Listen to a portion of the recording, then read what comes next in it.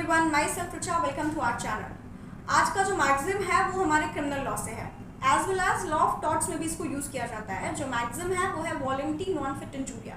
अब इसका मतलब क्या होता है? तो इस टर्म का मतलब होता है एट योर ओन रिस्क या at your own will.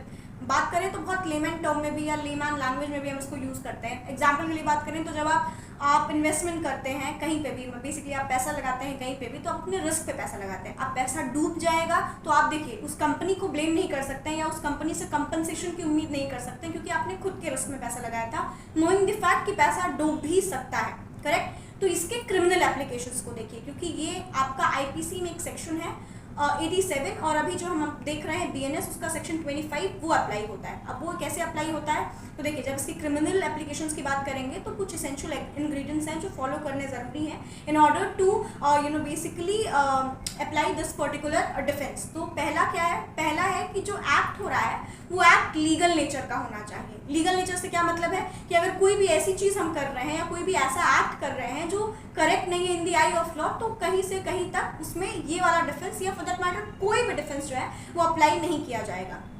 Apart from that, जो एक्ट हो रहा है उस एक्ट में death causing should not be the main motive, यानी कि डेथ कॉज करना मेन मोटिव नहीं होना चाहिए। करेक्ट? उस पर्टिकुलर ऑफेंस का, उस पर्टिकुलर एक्ट का।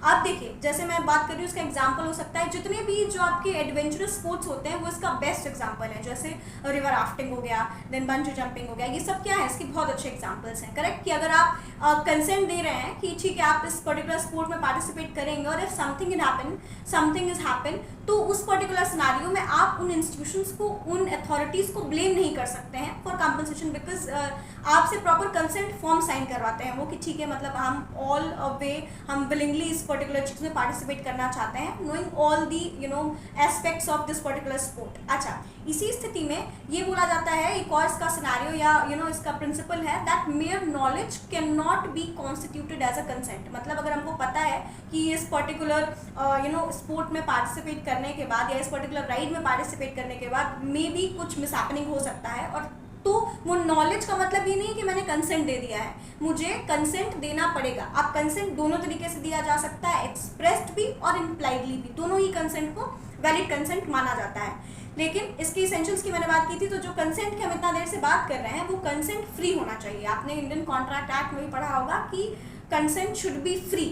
फ्री का मतलब क्या होता है? Free from coercion, free from any kind of influence, correct? Free from any mistake, any misrepresentation। तो किसी भी तरीके के इन सिनेरियो से जो है वो कंसेंट फ्री होना चाहिए, क्योंकि फ्री कंसेंट ही इसके अंदर जो है माना